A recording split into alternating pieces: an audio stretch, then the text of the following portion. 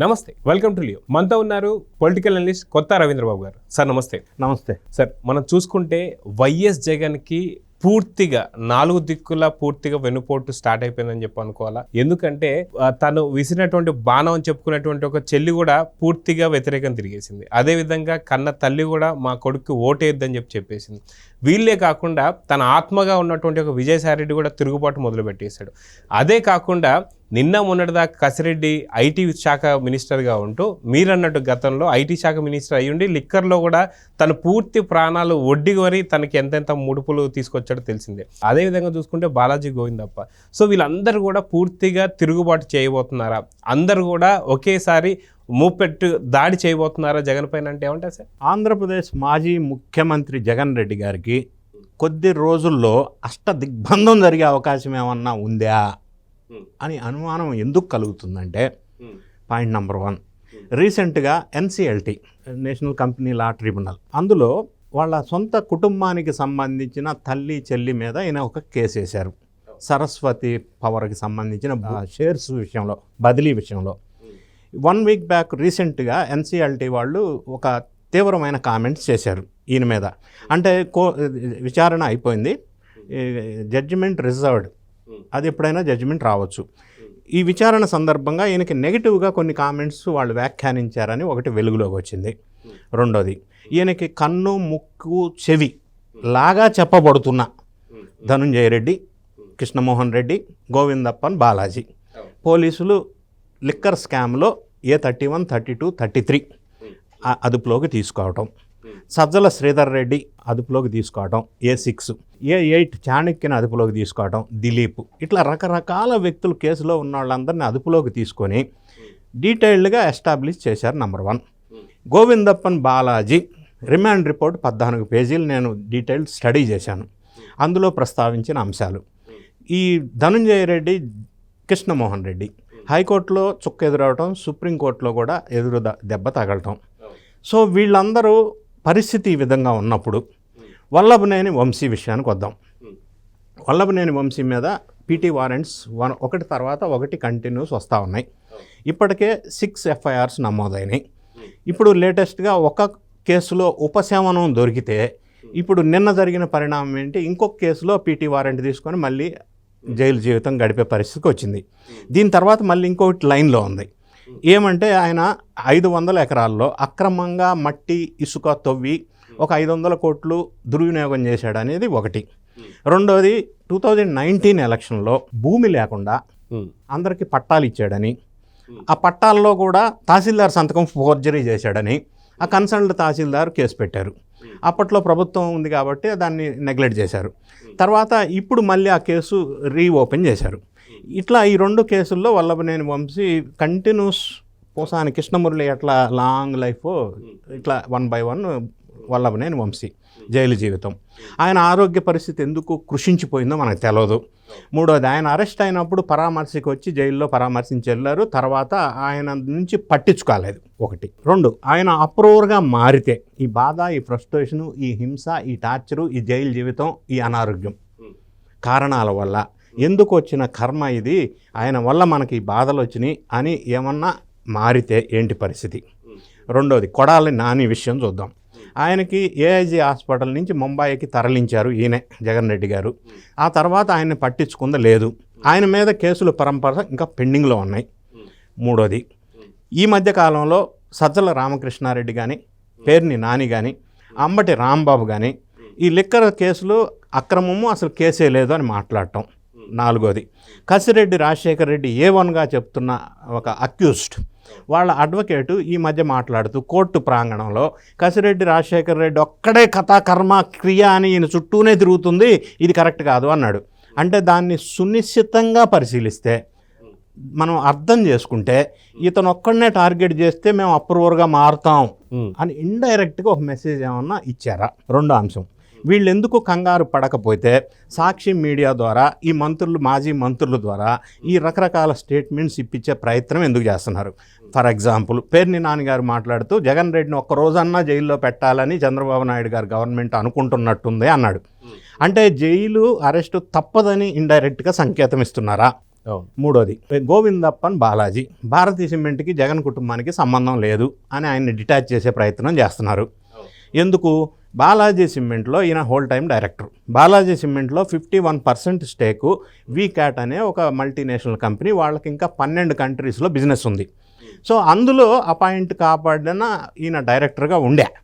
అయితే 8 months క్రితం ఈ లిక్కర్ స్కాము, ఈ కథ కార్ఖానా వచ్చినప్పుడు కంపెనీ బ్రాండ్ ఇమేజ్ ఎక్కడ దెబ్బతింటదో అని వాళ్ళు అందులో నుంచి తొలగించారు. అప్పుడు భారతీ సిమెంట్లో భారతీ రెడ్డి గారికి జగన్ కుటుంబానికి ఉన్న 49% వాటాలో ఈయన్ని నామినేటెడ్ డైరెక్టర్ పదవి ఇచ్చారు ఇప్పుడు ప్రజెంట్.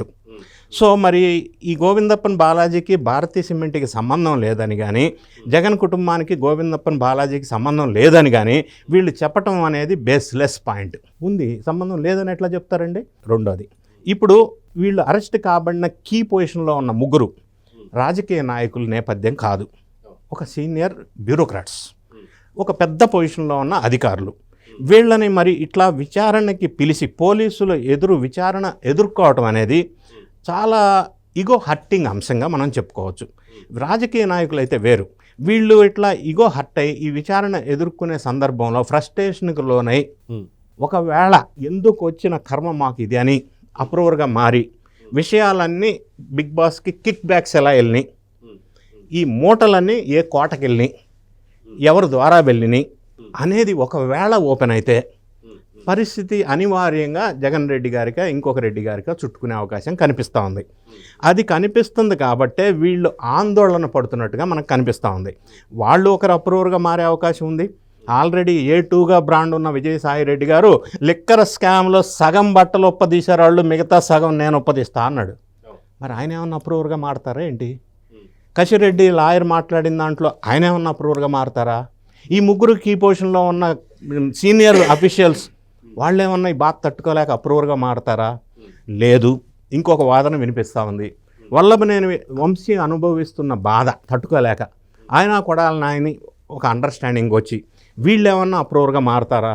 ఏ రకంగా చూసినా కూడా జగన్ సిస్టర్ షర్మిళ జగన్ వదిలిన బాణం అని ఎట్లయితే ప్రచారం చేసిందో, ఆ బాణం ఎట్లయితే రివర్స్ వచ్చి తగిలిందో, ఇప్పుడు కేసుల పరంపర ఎదుర్కొంటున్న వాళ్ళ క్లోజ్ ఫ్రెండ్స్ లేదా వాళ్ళ అనుచరులు లేదా గతంలో ఆయనను చూసుకొని ఆయన కళ్ళల్లో ఆనందం చూడటం కోసం అక్రమాలు చేసి అవినీతికి పాల్పడి లబ్ధి పొందారో, ఈయనకి లబ్ధి కలిగించారో, వీళ్ళు ఎదుర్కొంటున్న సందర్భంలో ఒకవేళ అప్రూవర్గా మారితే పరిస్థితి ఏంటి?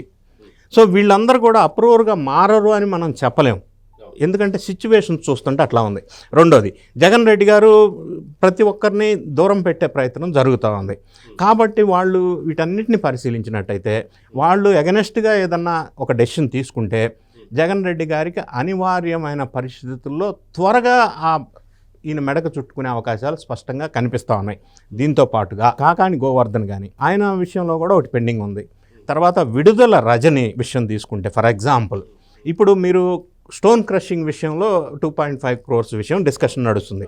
దీంతో పాటుగా ఆమె వైద్య ఆరోగ్య శాఖ మంత్రిగా పనిచేసిన కాలంలో జనరల్గా ఏ రాష్ట్ర బడ్జెట్లోనైనా ఎక్కువ ఫండ్స్ అలాట్మెంట్ జరిగే శాఖల్లో వైద్య ఆరోగ్య శాఖ. వీళ్ళల్లో ఇంకొక అలిగేషన్ ఏమొస్తుందంటే, ఈ త్వరలో అది కూడా కేసు ఫైల్ అవుద్ది. ఇంకొక అలిగేషన్ ఏమొస్తుందంటే, వీళ్ళు మెడిసిన్స్ పర్చేజ్ విషయంలో ఎక్స్పైర్ అవడానికి తక్కువ టైం ఉన్న డేట్ ఉన్న మెడిసిన్స్ కక్కుర్తిపడి పర్చేజ్ చేసి కమిషన్స్ తీసుకున్నారని ఒక అలిగేషన్ వస్తూ ఉంది. దానికి అప్పట్లో మంత్రిగా పనిచేసిన విడుదల రజని మీద అది ఫ్రేమ్ అవుతూ ఉంది. ఇప్పుడే ప్రిలిమినరీ ఎంక్వైరీ జరుగుతూ ఉంది. సో వీటన్నిటి పరంపర చూసినట్టయితే అల్టిమేట్ బెనిఫిషరీ ఖచ్చితంగా ఈ సూత్రధారులు అయితే కాదు. అసలు మనిషి ఉన్నాడు కదా, ఎవరో పెద్ద మనిషి బిగ్ బాస్, ఆయన పేరు వెలుగులోకి వచ్చే అవకాశం ఉంది. రెండోది, వీళ్ళందరినీ రక్షించి ప్రొటెక్ట్ చేసి కాపాడుకునే ప్రయత్నం జగను చెయ్యాలి అని అనుకున్నా ఆ చేతులు దాటిన వ్యవహారంగా మనకు కనిపిస్తూ ఉంది. ఎందుకంటే ఎన్ఫోర్స్మెంట్ డైరెక్టరేట్ ఇన్వాల్వ్ అవ్వవలసిన అనివార్యమైన పరిస్థితి. ఎందుకంటే it attracts PMLA, prevention of money laundering act attract అయింది. సో విదేశాలకు వెళ్ళిన విషయం వాళ్ళు తేల్చే అవకాశం ఉంది. ఈ సిట్టు దర్యాప్తు వేగవంతం అవుతూ ఉంది. రకరకాల వ్యక్తుల్ని తీసుకుంటా ఉన్నారు.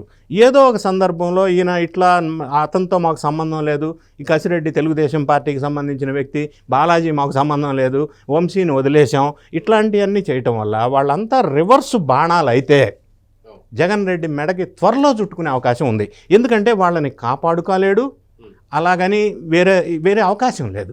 No other option. అంటే ముందు గొయ్యి వెనక నుయ్యి అంటారు కదా, ఆ విధం అయిపోయింది. ఇంకొక విషయం పరిశీలిస్తే ఈ ఇన్వెస్టిగేషన్లో, ఈ విచారణలో ఎట్లా ఉందంటే వాళ్ళ ధోరణి, ఒక మాట అర్థమయ్యే భాషలో చెప్పాలంటే, నరసింహ సినిమాలో రజనీకాంత్ పెళ్లికి వెళ్తూ ఓ పక్కన ఒక మనిషిని తీసుకొని వాడికి పెళ్లికి వెళ్ళటానికి షర్ట్ ఇతనేస్తాడు, కనిపించిన ప్రతి ఒక్కరిని పిలిచి పెళ్లి కొడుకు ఈయన, షర్ట్ ఎవరిదో నాకు తెలియదు అంటాడు.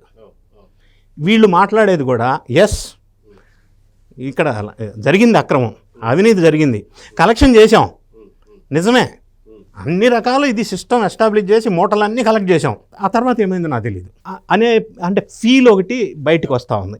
సో ఈ నేపథ్యాలన్నీ మనం డాట్లు కనెక్ట్ చేసుకుంటే మరి ఇది తొందరలో ఈయన ఏమి చేయలేని పరిస్థితి, ముందు పోయి వెనక నుయ్యిలాగా.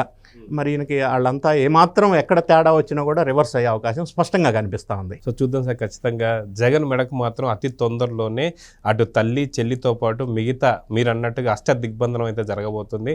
మొత్తానికి జగన్ ఏమవుతాడనేది చూద్దాం. మరి నమస్తే. నమస్తే. Please subscribe to Leo News for more videos.